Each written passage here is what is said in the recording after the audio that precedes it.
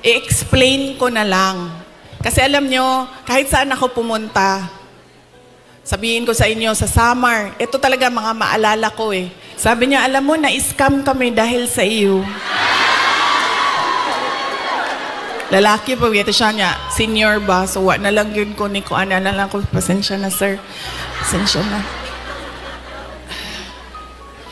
So, akala ko kasi, ito na naman tayo sa maling akala.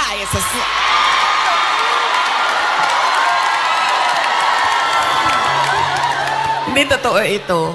Akala ko kasi ng mas magandang bayan, mas maayos na Pilipinas kung ano yung pinagdaanan natin noon. Kasi ang plataforma namin nung tumakbo kami, unity at continuity.